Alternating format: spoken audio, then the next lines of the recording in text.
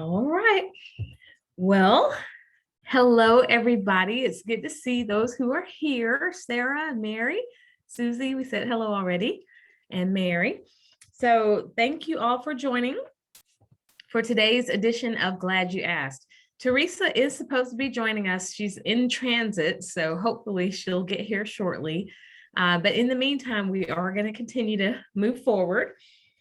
Today's topics are going to be something that we've been hearing from a few agents that you're having trouble with in this market. So topic number one, we're going to talk about transaction and lender delays. You know that we just had the forms change back in July, and one of them was a big change. We haven't had a change like this in many years, was the reduction of the permitted delay from 14 days down to 7. And so that is now beginning to impact some of our transactions. And we're hearing from agents, and the lenders don't appear to have been prepared for that change. So lenders are still operating under the assumption that they have the 14 days if they need it. And they don't realize that the contract has changed to 7. So we're going to talk about that. We're going to talk about how to make sure the lender is aware, and to how to make sure you have enough time baked into that process, because there's a big difference between having a 14-day delay and a 7-day delay. So we'll talk about that. And the buyer and seller's rights when it comes to if the buyer can't qualify, they still have the right to the time that they have purchased when they pay their due diligence fees or earnest monies to the contract if they want to continue to pursue other opportunities for financing. And so if a seller terminates early, that seller termination will trigger the seller to have to return everything back. So we'll talk about that. We're also going to talk about the dangers of appraisal addendums. They are all not identical. They're not written the same, and how important it is to read them carefully and even have an attorney review to make sure that your client understands what the other side is agreeing to or not agreeing to when they include these appraisal addendums. Okay. And then the final thing is there was a bit of a discussion in the team meeting yesterday, and a little bit of confusion there concerning the USDA, some fees that could or could not apply in a given transaction. And so we are going to discuss what to be prepared for there and how to best look out for and protect your client. So we're going to talk about all these topics today. And then, of course, open the floor up for you all and for your questions. Okay, so thank you all for attending. And Susie said that she's got some questions for us. So this should be a fun one with some questions from you all. So with all those topics, let me just jump right in. The very first one. The forms did change, and whenever there's a change, oh good, Tara, you got some questions? All right. Whenever there's form changes, there is a expected time lapse of everybody catching up to what is new. And apparently the lenders did not get the memo. So we've had quite a few transactions where the lenders are still banking on or even taking 14 days to close it. Well, now our transactions will only permit 7 days. And so you have to be prepared to potentially ask for more time. What you need to do is notify the lender immediately when you provide that contract. Go ahead and include in that initial communication just a quick reminder. By the way, according to our latest new form change, there's only 7 days permitted instead of 14. So let's be a part of being proactive there for the lender's sake, because they don't have anything to do with our form changes. Okay, so be prepared for that. Be proactive. Make sure the lender knows from the outset what time frame you're actually working within, because this is a really tough seller's market already, and the sellers don't have to extend. And so if your buyer who finally fought and won one happens to get into a little bit of a tangle because their lender thought they had 14 days extra instead of 7, they could actually cost that buyer that house. And so want to prepare you ahead of time on how to look out for some of these challenges that have been popping up lately. Okay, so make sure when you communicate with the lenders, make sure you're doing your part to notify those lenders of the form change, and that there's only 7 days when it comes to possible delay. Okay, again, talk to the lenders from the beginning, find out how much time they need to close it.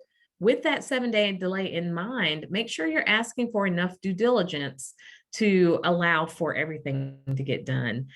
From a appraisal standpoint, appraisals are still taking it's extremely long period of time. There's just so much demand. So leave enough time for due diligence, for the lender, for the appraisal, and prepare that buyer that in the event that the transaction does have to go over in this market, and that doesn't have to be in all markets, in all cases, but in this market, they may have to be willing to offer more compensation for more time, potentially to extend if the lender is not able to get it done in time, because the sellers know that they can just go back to market and get another huge due diligence fee, and they can do it all over again. So be prepared ahead of time. And then if you find yourselves in that situation, of course, you want to attempt to negotiate it. Don't wait until the day that it's expiring. Try to begin that negotiation process a couple of days ahead to find out what it would take for that seller to extend if necessary. And then ask the lender if they might even be willing to chip in if it is in fact their delay, if it costs the buyer anything additional. The lenders have the ability to write certain things off, and there are some things that they can do, especially if the delay is theirs, to offset any impact to that buyer. So make sure to ask those questions, ask questions of the lenders when it comes to that scenario. Have any of you guys run into that yet? Have you run into or heard about other agents having problems with the change in the days of delay? Susie, what have you? Yeah, we had to write an addendum and extend the settlement date for the lender, and the seller was agreeable. Okay, at least the seller agreed on that one. We've had some where the seller was not agreeing. So, okay, so you did have a chance to extend it without the pushback from the seller. Okay. Well, that's a positive. That's a positive outcome. I'm glad to hear that one. Anyone else? Anyone have another experience there? Well, good. So the other thing that we have come up with in this scenario here is the buyer running into issues with their lender and finding out that they can't proceed, but then they want to have the chance to pursue with another lender. Okay. And then the sellers are saying, well, how long do we have to let this buyer try to figure this out according to the contract? Can we just go ahead and terminate because they've told us they didn't get approved by that lender? And so it's really important for you, if you're working with sellers, to make sure that you let your seller know if they terminate early. So the buyer would need to terminate if they are not able to get financing. But if the seller terminates early, that's going to trigger the seller as the breach. And then the seller is going to have to give back the earnest money and the due diligence. Okay. So sellers do have to wait it out if the buyer is in fact pursuing other options for earnest money. I mean, not earnest money, for lending. Okay. Tiffany, then, may I ask a question? Sure, Susie. I've gotten militant, really insistent, as I'm working with first-time home buyers, to really, before writing an offer, get that letter from the lender. Mm-hmm. And I almost thought that was sort of required in this market. Right. So here's the question, Susie, is what letter? What letter are they getting? The pre-qual letter. Okay, so not pre-approval, because that's a dime a dozen. Anybody can get a pre-approval letter. So making sure that you get the pre-qual, which means that they have already done at least first level digging on that buyer, right? So the right kind of letter. Mm-hmm. And again, it really, though, is only required to be submitted with an offer if it's requested. The pre-qual, you know, it seems standard, or it seems like a good practice, but it's technically not required unless it is actually requested. So keep that in mind. And most of the listings, you'll typically see an agent include that, pre-qual with offer or something to that effect, right? But even when people are pre-qualified, things can come up. Lenders often find issues in the process that were not anticipated. And so even with the pre-qual, it's still not a guarantee. Okay, but thank you for bringing that up, because of course that's the first thing you want to do is have your buyers pre-qualified before you, so you'll have an idea of what price point they should be looking for, and how much wiggle and negotiation room they have. Especially, so here's what the buyer problems have been. They've been having problems with getting approved. They were pre-qualified, no problem, but then they wanted to offer more than what the house actually appraised for. So the problem came when it didn't appraise, but they put in an appraisal addendum saying they were willing to pay the difference, but then the lender is not in on upping what that buyer could qualify for, or making up for any difference if the buyer doesn't have the full difference. And so a lot of the issues are not that they weren't originally pre-qualified, but that they were not able to continue once the appraisal came back as a failed appraisal. Okay. And so that has a lot to do with that process as well. And so if a buyer includes an appraisal addendum and says, I'll pay the difference, there's a trigger there. You need to ask questions like, do you have proof of funds that you can pay the difference? Because the appraisal is one of those tricky things where you have no idea if it's going to come in at least at ask price, if it might come in over and come in and meet the contract price, or if it will come substantially below the ask price. And so because there's a big question mark there, that has caused some problems for buyers when it was unexpectedly low. Okay, so be prepared for and be prepared for your arguments on how to address it when these things come up from the seller side, because the sellers are like, okay, if the buyer says they can't do it, can we go back active? Can we get back on the market? And technically, if the buyer is still pursuing options, because they have probably invested a very hefty sum in this market in their due diligence fee, that buyer is entitled to the time that they have per the contract to at least attempt to get other financing arranged or in order. Okay, so if the seller does want to terminate early, that is a seller breach. Susie, What is the time in order to pursue other financing? okay, well, technically, so that's a great question. The due diligence period is there for that buyer to decide if they want to move forward or not. But technically, to close the transaction, they have the entire time of the contract. And To so, the settlement date? I'm sorry, To the settlement date? to 7 days past the settlement date. Wow. Yeah, till 7 days past the settlement date. That's what's being agreed to per the contract. And it used to be 14. So that's one of the big changes, right? Okay. To give the sellers a little less of a time of being, committed to the contract in the event that that buyer is not going to be able to pull it off. Okay. So when it comes to due diligence period, it's important to understand that is just the time that the buyer has the right to say no and walk away and still keep their earnest money. But that buyer has the right to pursue trying to get that transaction closed all the way through 7 days after the contract, after the settlement date. Any questions about that? Teresa has joined us. She made it back. Susie, did you have a question? Hi, everybody. I Okay. seem to be attracting buyers who are state employee credit union members, Okay. and they do have first-time buyer benefits that are attractive. The $2,000 that can be added to the loan amount for closing. Also, the lack of a requirement for PMI. But when I talk to friends who are experienced in the business, they go, oh, SECU. As in, if you can avoid that lender, do so. And I'm wondering kind of your take on that. Okay, well, thank you for the question. So obviously my take on that is be very careful and watch out for antitrust. There's, that we are not allowed to do any kind of group boycotting of any kind.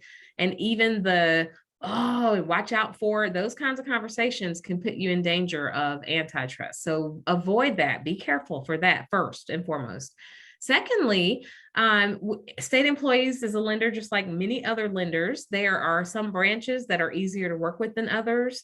I've had wonderful experiences with state employees, and then I've had a few that make you raise your eyebrows, but that's any lender. I've had experiences like that with any lender. So I don't think it's state employees as a whole, but perhaps they had a bad experience with an individual branch or even loan officer. So just be careful and cautious of that, and especially aware of antitrust when it comes to comments and things like that. Don't get involved in any kind of group boycotting, or you could have some severe penalties from a federal standpoint. Thank you. You're welcome. All right. Any other questions about the first kind of, they're kind of like combo topics here, but either problems with the delay, 14 to 7 days, or what the buyer's right is to the time per the contract and the seller's potential response there.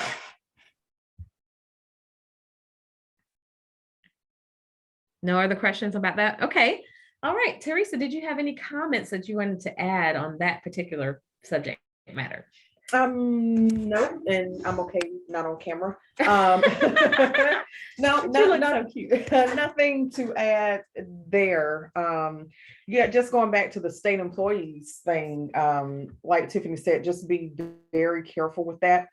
And I think we're going to get into this a little bit more, but even being careful with the loan types, like, oh gosh, I got a FHA buyer or USDA or VA buyer. So be very careful with that. It's our fiduciary duty to follow our clients' lawful instructions. And so the buyer has the choice to use any lender they choose. So just be very careful with that. It's not our job to look down on, frown upon any buyer's lender or loan type. That's not. I called the regional manager because he's an associate / friend, and really just wanted to pursue the products they had available for first-time buyers, and I was very impressed. And I believe they're doing a ton of loans, so it kind of explains some of the delays that I've seen, but I think they're a great lender. Yeah. All right. Yep. Well, thank you for sharing that. And so when it comes to, so we're gonna table the lender talk, because we're gonna come back to that when we get to our next our last topic. But before we get there, have any of you all run into problems in the appraisal addenda? Remember that they have to be drafted by an attorney or by the parties themselves. We as real estate brokers are not permitted to draft unless you are, of course, an attorney also. And so when it comes to those appraisal addenda, they look very different. Every firm has their own. Some buyers are having their own created, or even writing or drafting their own. As you're getting these, because they're very common in this market, a couple of warnings for you all. Do not attempt to interpret, because that is also an attorney's job. So when it comes to these appraisal addendums, you want to read it carefully. You want to be able to explain as much as you can based on what it says to your client. But when it comes to legal questions, always refer your client to an attorney to answer legal questions, interpretation type questions. And so just keep that in mind, because people make assumptions or make statements that you will later be held liable for. And so don't forget that comes even with these addenda that are attached to your contracts. Okay. So if you don't clearly understand something, then you need to refer your client to discuss it with an attorney to make sure they have a full understanding of what the terms of that addenda mean. especially from a seller side. The buyer side, they tend to have a pretty decent understanding of what they think that they're entering into. On the seller side, there needs to be a good understanding of what the seller is expecting when they are receiving these appraisal addenda. Okay, so make sure that you're covered on both sides and that you refer your clients to speak with an attorney if they have specific questions about interpretation. All right, so just that warning, watch out for, because they're all very different. They're all very different. Any issues or run-ins with appraisal addendas? Nope. Any extra thoughts on that? The only thing I will add to that, I just had this just this morning. Agent who was calling or is having an offer deadline and actually received an offer with the appraisal, with an appraisal addendum attached to it, and it's not from an agent in our office. So again, they do read very differently. They read differently depending on the attorney who wrote it. And this particular one had a lot of the legalese in it, whereas whereas, so it had a lot of legal jargon in it.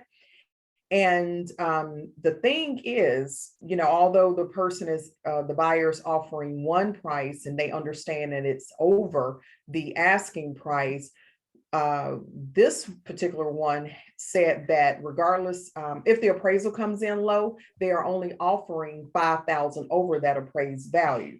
So as Tiffany just mentioned, making sure you read over it and can understand it enough to be able to explain it to your clients and help them read through it. But when it comes to interpreting, a lot of them, you definitely need an attorney to look at with all of the legal verbiage in there.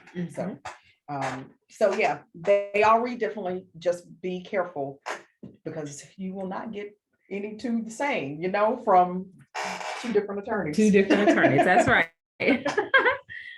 All right, so just wanted to just touch bases and kind of give you something to be aware of when it comes to that, the possibility of receiving very differently worded appraisal addendums and what they all mean. You know, people are trying to get creative in this market. You have to, you know, to try to win for your buyer, but just be prepared to have to potentially speak with an attorney about what it means, because there's all kinds of agreements that are being drafted and created. Okay. All right. Well, so our final topic for today, it is just a piggyback or a clarification, if you will, on the topic of USDA with certain hidden fees that were found in a transaction. So again, that would be typically one of the things we talk about if somebody had a tough transaction, bring it up and discuss what happened and how you could be prepared for that. It's not typically something that you would necessarily have a full team meeting discussion about, but there are some clarifications that need to be made and some corrections and things for you guys to look out for. So we thought, well, since that happened, this is a great time to get some of those clarifications addressed. And we will be sending out a big bite and some other things to help clarify there too. All right. So the issue was there are some USDA loans that have hidden penalties for selling the property early, or for an early payoff, if you will. And so the problem with that, and with any kind of blanket statements there, is that decision and what those fees are for those properties go county by county. Okay. And so there is not a blanket hidden fee. There are some USDA transactions that don't have any penalties like that at all, depending on the county. And so if you are looking to get more information, then you need to do your research with USDA to find out what counties that you're working in could potentially be subject to additional early payoff penalties. Okay. So again, just like with anything else, you need to educate yourself and don't make any blanket statements. Be very careful about that. As you are working with buyers or clients, you can't say to a buyer, be careful of USDA, they have penalties, because their county, it may not be the case or may not be true. And then that would be a misrepresentation that you can be held liable for. So you have to really educate yourself, tread lightly, and essentially just know what you're talking about. And so that's what we are here to help you to do. So what you want to do and look for, if you are dealing with a client who's considering USDA or a seller who has already had a USDA loan, the very first thing, let's start with the seller first, and then we'll deal with the buyer client. If you have a seller who has a USDA loan and they are approaching you for a listing appointment, what have you, and they want to sell their house, the very first thing you need to do after listing is you have to have that seller to immediately request their payoff. Okay, because with USDA, the payoff has to come, the request has to come from the seller. So that's the first thing to be knowledgeable of. Those payoff requests do typically take a little longer than your average payoff from another bank, because it's a whole different organization. It's the USDA, right? And so that's why you should ask for that seller to request the payoff right away. It could take anywhere from 2 weeks to a month to get that payoff. And so because of that long time frame, that needs to be the first request that your seller makes. Now, that request is going to allow the seller to determine what their actual payoff is, because that seller may or may not be aware of what their potential fees are with regards to an early payoff. Okay, and so that's why you need to request it from the beginning. It's going to be very difficult for you to provide a seller net sheet until you have that information. Okay. Sarah's asking, does it have to be listed to request a payoff? It does not have to be listed to ask for the payoff, does it? Right. The seller can request it at any time. Okay. So the seller can make that request anytime. It does not have to be listed. That was a great question, Sarah. Thank you. And then, so when it comes to that, if you have a seller who's thinking about selling and not ready yet, maybe they should go ahead and request it so that they will have an idea of what that looks like ahead of time. And then you can all plan accordingly. The problem is when you don't know about it and you get this big surprise, as mentioned in that meeting, day before closing, that can be problematic with the future plans. And if they were counting on those monies to buy and such. So it is going to be part of that seller's duty to make that request and find out what they will actually owe, what their payoff is. Okay. And then, so again, you can't provide an accurate seller net sheet until you have that information. So you can give an idea of what other expenses and such may be, but you need to push part of that back on prompting that seller to follow up and get their payoff. Okay. And so now, if it is a buyer who is considering a USDA loan, one of the questions that you need to ask, now that we are aware of that, is that if that particular county that buyer is purchasing that property in, if they are subject to those prepayment penalties. And so your buyer would need to ask those questions at the time of their transaction so that they can have a full understanding of what penalties they may be subject to. Because again, just like any financing, all these things have to be disclosed. Tara. I spoke to my lender and he does USDA loans, and he said some loans that come straight from the government tend to have those payoff fees, and there's other USDA loans that come from the lenders that don't. Right. So it depends on the area of where the loan originated, Right. is what he told me. Okay, and that is true. So USDA has two components. They have a direct loan program where they are lending directly And then there's a program that other lenders can do USDA loans. So there's two totally separate ones. And so depending on which loan product, so those are when you need to understand from the beginning, from the outset, which USDA loan product are you getting? And if or are there any penalties associated with that? Which they call subsidies. Yeah, they call them subsidies. So that's another term you can ask about. Are there any subsidies? So put that on your check sheet or checklist there. And then the other thing to ask when it comes to that is having a clear understanding of what or how those subsidies may be calculated. So again, full understanding from the beginning. That's one of the big things that changed ever since 2008. There has been more and more laws that are passed to make sure consumers have a full understanding before they get into their mortgage product. Okay. But consumers still have a part in it. They have to ask questions and they have to seek understanding. The disclosures have to be made, but if they're not asking to make sure they have a full understanding, they may not know all of the details about what potentially happens if they want to sell it before 30 years or before it's paid off. Okay. So there's a lot of questions that need to be asked to make sure there's good understanding in a USDA product.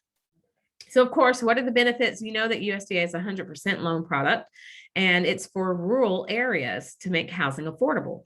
And so when it comes to that product, it is very attractive to people who want to live in rural areas and that don't have a lot of cash to put into the deal.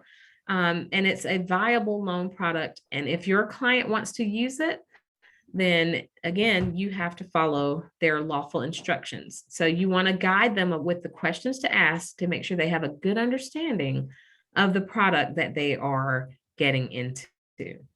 Okay. All right. And so again, beware, watch out for any kind of blanket statements or any kind of again, group boycotting when it comes to any kind of lender, any kind of loan product. Stay far away from that, you guys. There are very stiff and strict federal penalties, and we are subject to those. So just be very careful and cautious there. All right. Anything to add, Teresa, before we go open up the floor to? Nope, nothing to add. That was fine. All right. Okay. Yeah, Tara says she was taught a group is more than one person. All right, so Sarah, so we're opening it up and Sarah's already got her hand up and Susie says she's got a list. So let's go for it, ladies. What do we got here? What do we got? My question is about the selling side with the USDA requesting the payoff. Is there any concern about lining up that timeline so that you have, does the information change? So I'm sorry, let me explain it again. If I have my seller, if we're preparing to get the listing ready and I have them go ahead and request the payoff, is there any concern about maybe we're on the market for 3 months or something? Is it okay that we requested the payoff that early, or is there a danger there of having the incorrect information? It's going to be requested again. So the purpose of the seller requesting it up front is just for information. They want to know if there are any penalties, or you can work with a specific date, or, again, it's going to be ordered again because the attorney is going to need an updated one based on the closing date. Thank you. Mm-hmm. So it's for informational purposes. It's for the seller to have an idea of what their proceeds are going to be, especially if they're going to sell again. If they're thinking they're getting $100,000, but lo and behold, there's a subsidy, I'd rather know now than at the time it was requested on behalf of the attorney. So that's the purpose of the early request. Okay, so we're requesting it early is to find out whether or not there's a subsidy in the area for the sale, and it would be a different subject matter if we're concerned about the delay that may be caused in the time length, right? So for the settlement to the closing and getting the settlement on time, we still have, we're under contract. Is that correct? Yeah, you said, what was that last part? Have to let them know you're under contract? Yeah, like would we wait as far as like looking, with what you mentioned about how far out they are, however many business days. So if we were trying to be proactive as to not have a delay of settlement due to the USDA delays, we would still need to wait until we were under contract to make that request. Yes, and to be proactive as a listing agent, I've had this happen just this year, and my seller was actually in a position where they would call every single day, twice a day. So it didn't, and they told them it was going to take up to 30 days or 45 or whatever. And I said, we simply don't have time. He said, well, I'm calling every day, twice a day. He'd call in the morning and he would call in the afternoon every single day. He was in a position to do that. So we were able to get it in 2 weeks as opposed to 30 days, a month or more. So because he just kept trying to escalate every time he called, well, let me speak to a manager. Is there anyone else that can? So he was able to do that. Now, I will say this, as a listing agent, if I now know, based on that experience, if I have a seller who has a USDA loan, as soon as it goes under contract and that buyer gets it to that attorney, I am going to say to that attorney, hurry up and give me the seller info sheet and the request so we can get that done ASAP. Because it's a USDA, and attorneys know this as well. Yeah. Attorneys know that it's going to take USDA a while to get that. So just being proactive as much as we can on the listing agent side. Thank you. Yes, ma'am. And you All tried to right. help me out with some. And I see, yeah. I I was trying to put the spotlight on you since you're talking. Spotlight. Yeah. So I saw Tara's question. She said, just in case, make the DD longer to allow for the payoff. Possibly. That is not a bad idea. I would say, if anything, the DD needs to be long enough to allow for the appraisal Right. more even than the payoff in Yeah. this particular market. But certainly, if you know that it is a USDA loan that's going to have a payoff, you want to have that consideration from the buyer side in your request, and then notify the or from the seller side, you want to allow for that, because the seller could be the delaying party Right. if it takes longer, so consider that on either side. All right, Susie. Kind of personal coaching questions. I have a buyer interested in investment property. Is there a shortcut for me to do searches with the word investment, or trying to locate, possibilities, opportunities, and also without having to join 400 MLSs? Also, if you're really looking to create an opportunity for someone who wants to get into investment property and is looking for an 8 to 9% return as cap rate, sort of how do you glean from the listing sheet this is going to meet the buyer's expectation for the return on investment? Okay, Susie, those are really great questions. So this is not, we're not designed to teach you how to invest, but I will tell you some recommendations for it, for investors, or for you if you're going to go that route and serve investors. You would want to join investment organizations to get among other people that are doing investing if you're wanting to have like an inside line to properties. One of them local that handles, or an investment association or group, is TREIA, TREIA, and they have several different like mini groups that meet in different areas depending on where you're located. So I would start there for making connections with not just other real estate brokers that are involved, but actual investors themselves, and even lenders that provide funding specifically for investors, and contractors that work with investors. So that would be a good place to start with, beginning to get involved in investor networking. Okay, So that's one of your questions. Number two, I heard you ask about, is there a way to search for investment property as far as in your searches? So there is a way for you to do keyword searches in the MLS. If you take an MLS training, they can show you how. I can't, share screen right now and take you through that, but I think will. I know like the agent remarks and then do the star word investment, or perhaps not single family, but multifamily to pull up the duplexes and triplexes. Right. I guess I was trying to create in the search as a criteria, the return on investment, the cap rate. Okay, ROI. Well, normally, now I have not seen any listings that like automatically include that. Every once in a blue Maybe moon. if the unit is already producing income, a way to search for those that they would have the income listed.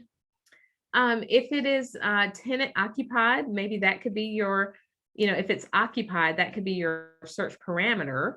Okay. Typically, if it is occupied, that listing does need to include what the rent is there. Okay. If it's tenant occupied. So that might be a trigger to help you to get properties that are just, that are rental properties. How else could you search? And then when it comes to their the actual ROI, you have to understand the calculations. For ROI, it's that whatever that investor is intending to invest in the property. So that their initial equity has to do with what kind of return they're going to get on their investment. So if they're looking to have a lower down payment, they're probably going to have a lower return. Well, yeah, what is it? Lower down payment, higher return, or vice This versa? one's a cash buyer. So Oh, so they're looking to buy the entire property cash? yes. Instead of just a down payment on it. I see. Yeah, so so for ROI, I know it is their BTCF divided by their equity in the property.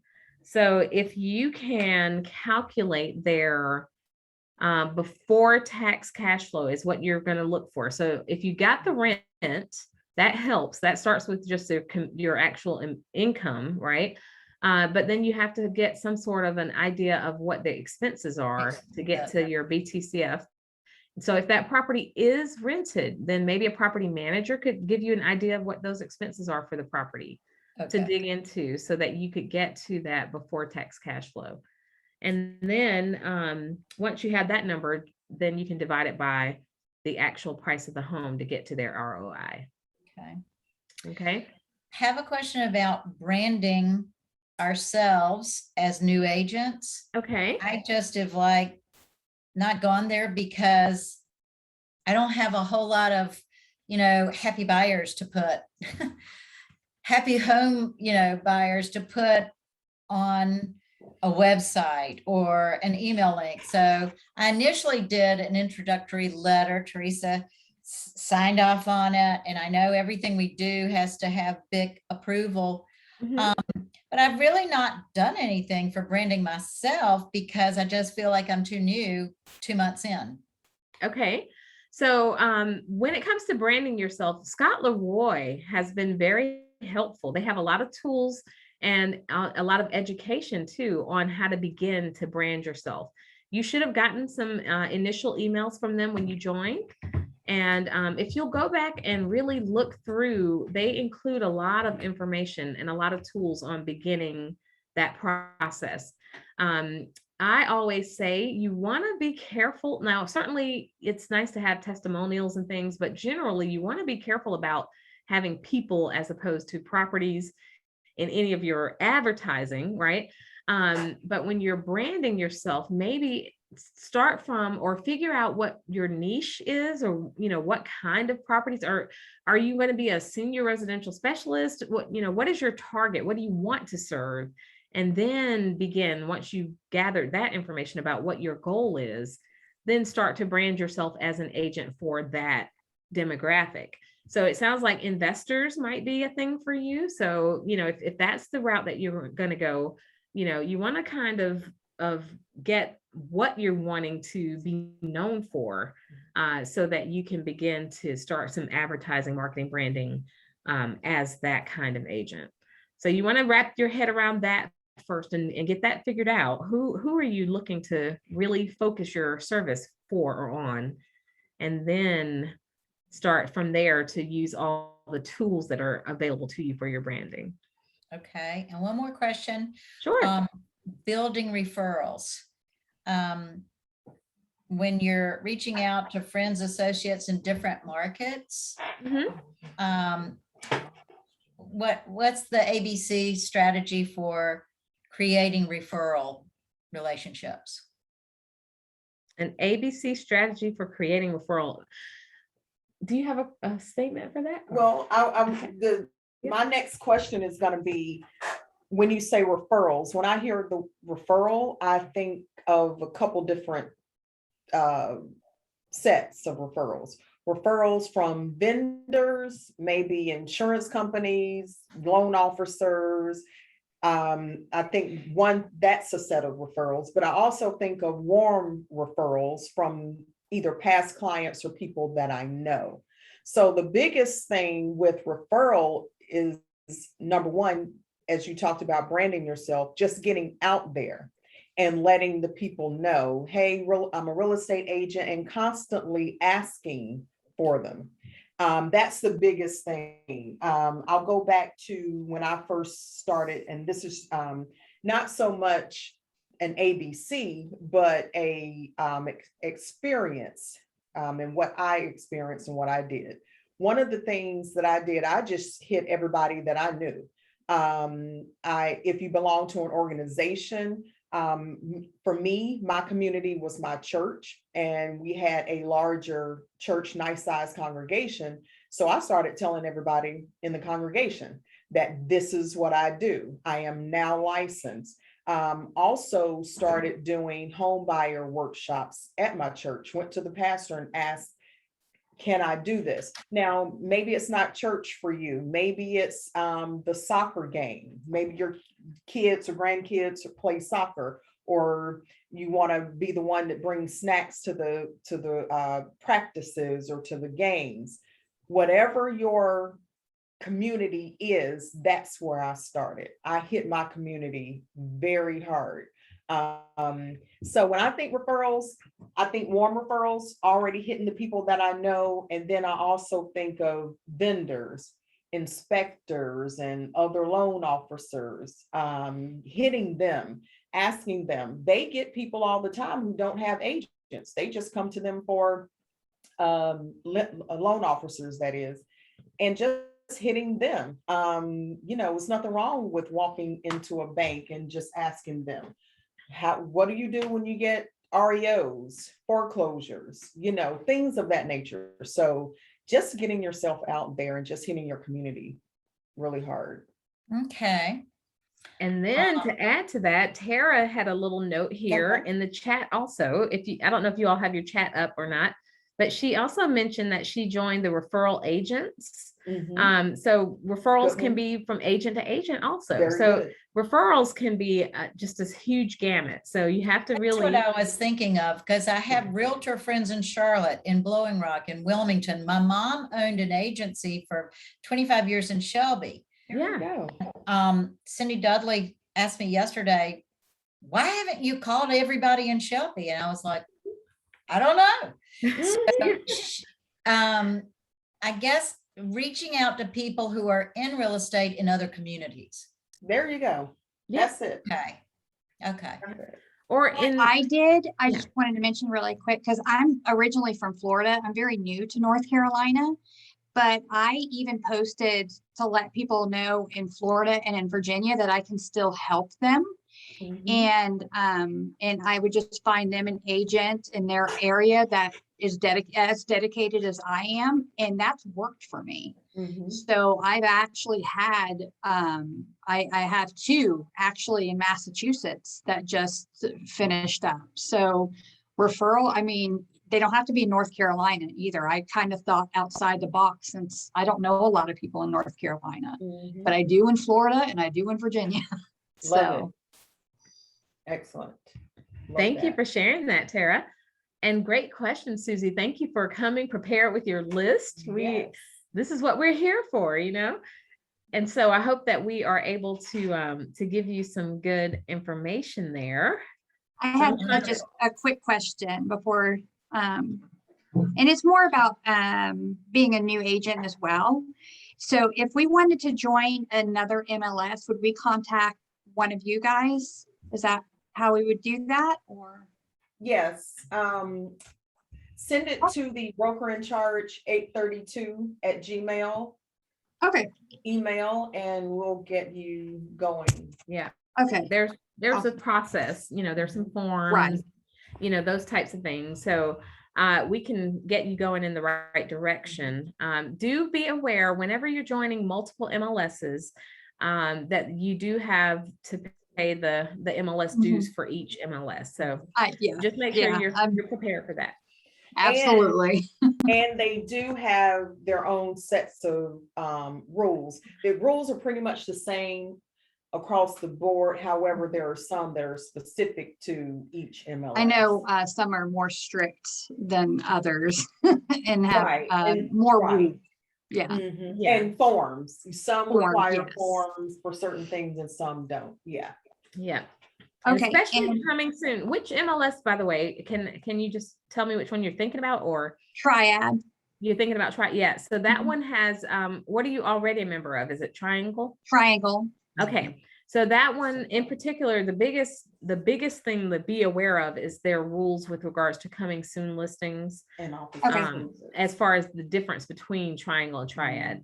Okay. And then do they handle them differently at Triad, the office exclusives? to Triangle? It's somewhat so for, they have to be sent in and the forms are different. And Okay. they have different status categories. Okay. Mean the same thing, but different names. Mhm. Okay. Yeah, so just a few differences specifically with those two in particular. Yeah. Okay. And when I'm finished with my post licensing classes, do I message you guys or does it automatically come through? Should I be more proactive? You Once can I'm done? message us so that we can say, yay, good job, congratulations. It's But gonna be with done at the first week of November, so Yeah. I'll be completely done. Woo, good job. Yes. Yeah, and so no, you don't have to do anything formal. The commission will, once it's reported to the commission, they will automatically update you, and Okay. and that will change your status. So we will get Awesome. that notice that you're no longer provisional and you're a full broker from the commission. Awesome. A heads up, Tara, would be nice. Just Yeah. so, because we actually keep track and record of it. So it would be nice to get a heads up. So we I'd can- love to give a heads up. I'm all about being proactive with this, so, because I appreciate want it that. gone. Yay. Well, good for you And- for getting Yes. it done. Yes, Yes. thank you for that. Oh, yeah, absolutely. And my last question, again, with new agents, with contracts and agreements, we would just blind copy you guys on those in DocuSign for you to get it, or is it after it's signed completely and just forward you the documents for our clients? Yeah, so for our review, when Mhm. yeah, so once they're, now I will be quite honest, I do like to see them prior to the client signing, just in case something Okay. does need to be changed. However, we don't want to be a holdup if you are in a hurry. If it needs to be signed today, it's going on the market tomorrow, and you send it to me for review. We can address it later. If there's time in there for review before the client signs, before is great, but it's no problem if it's after the client signs. Okay, well, I have 2 buyer agreements that I need to forward to you. And they were just, at the time, it was done. And also with referral requests from agent to agent, those need to go to you as well, like everything, correct? So as long as it's your first 4 transactions is what we like to see. Okay. Yep. Okay, perfect. And if you're getting help from the closing department. Mhm. Would we safely assume that they review it or send the copy to you for your review? They don't send it for my review. However, I will say this. When you get the paperwork signed, if you go ahead and put it in, upload it in Command and submit it for review and for approval, Right, that's what we really want there. okay, Yeah, just go ahead and submit it for review. That way the compliance department will go ahead and take a look at it. And they're the eyes before our eyes. Great. So, yeah, that'd be awesome. Awesome. That's all the questions I had. I just, thank you. Good question. Sure, yeah, they're great. Thank you all for bringing them. That's the whole point. Yeah. This is a resource for you, so. Yep. Any other questions y'all have for us? I have one more. Okay, Susie. Bring them on. I'm looking for a specific home and I'm not finding it. My customers want a single story, 3,000 square foot house. So we're looking at lots. And I have spoken to several builders who say, single story over 3,000 square feet is going to be north of 600,000 because it's Yeah. much more expensive to build single than double, That's two-story. right. Out. Yeah. Then we're also looking at ranches that come on the market and spend 10 minutes on the market. And, and they're out of town. And so I'm taken, there's a house that's listed by Open Door. And we looked at it together a month ago. It's a train wreck.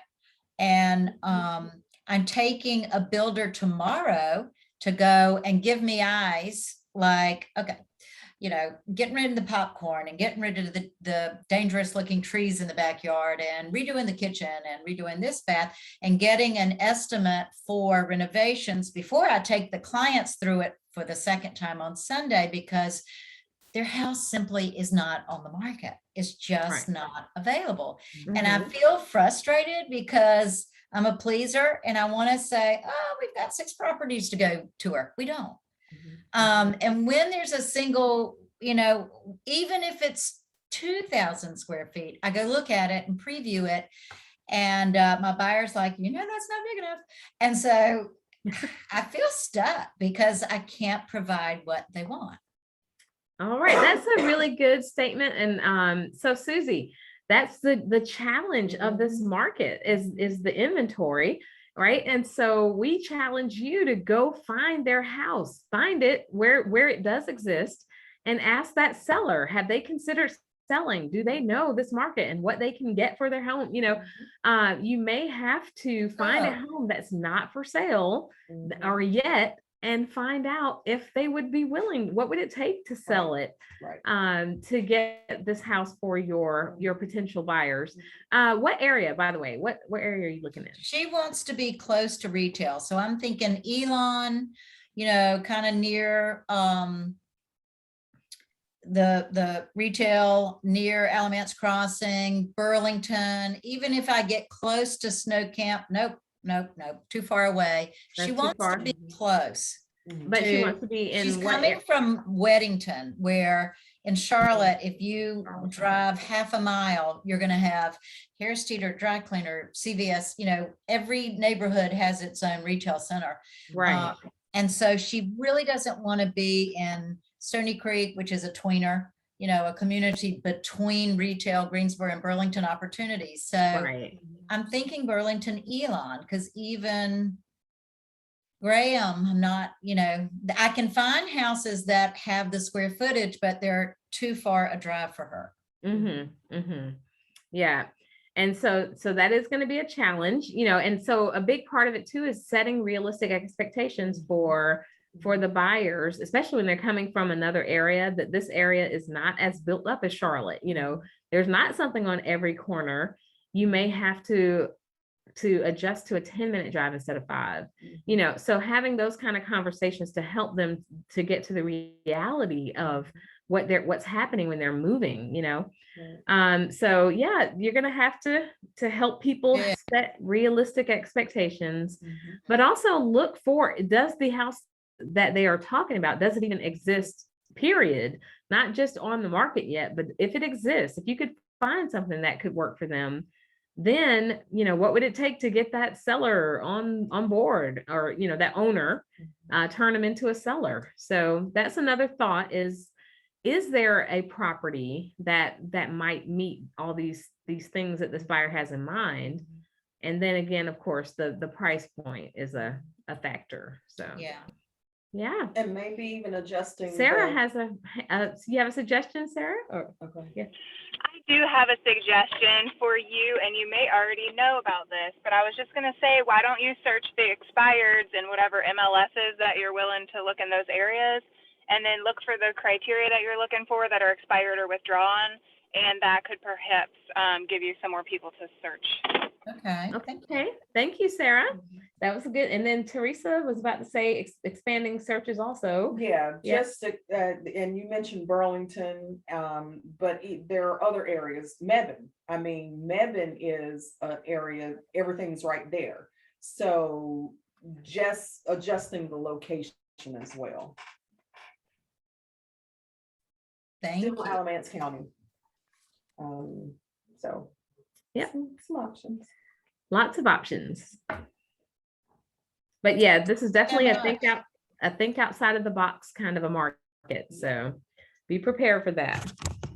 Well, Susie, we're so glad to have you today, and thank you for joining us, and glad you asked. And we are going to have the same available, the same format here every 2 weeks. So every other week. We used to do every week, but we found that it didn't seem to be needed that frequently for the agents. And so we're going to have, we're switching to every 2 weeks, and we will be available. So again, bring lists of questions as you're going along, and we will be happy to answer. Thank you so much. You're very welcome. Thank you for Have a great day. attending. You too. Bye. Have a good Bye. one.